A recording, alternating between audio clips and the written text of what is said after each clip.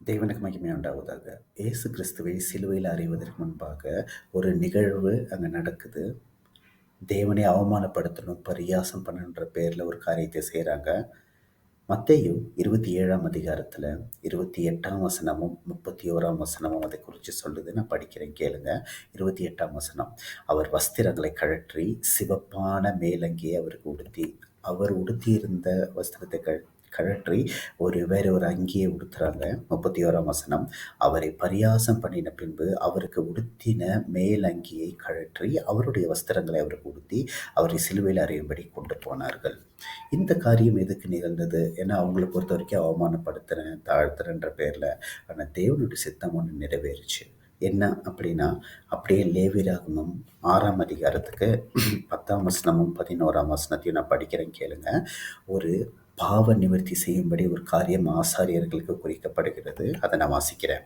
ஆசாரியன் தன் சணல் நூல் அங்கியை தரித்து தன் சணல் நூல் செல்லடையை அறையிலே போட்டிக்கொண்டு பலிபீடத்தின் மேல் அக்கினியில் எரிந்த சர்வாங்க தகன பலியின் சாம்பலை எடுத்து பலிபீடத்தின் பக்கத்திலே கொட்டி.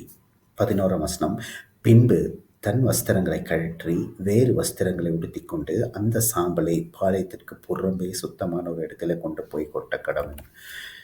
உலகத்தை பொறுத்த வரைக்கும் இந்த இயேசு கிறிஸ்துவ குற்றுயிராய் என்ன வேணாலும் செய்யலானும் போது அங்கே சத்துருக்கு தெரியாத ஒரு காரியம் படிப்படியாக ஆண்டவர் எனக்காகவும் உங்களுக்காக பாவ நிவர்த்தி செய்கிறார்.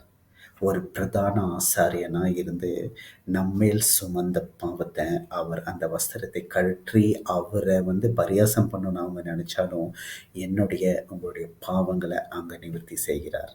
தேவன் உங்களுக்காக பெரிய காரியங்களை செய்திருக்கிறார். ஒவ்வொரு நிகழ்வுகளும் உங்களையும் என்னையும் மையமாக வச்சு ஆண்டவர் அநேக காரியங்களை சந்தித்தார், எதிர்கொண்டார், மேற்கொண்டார்.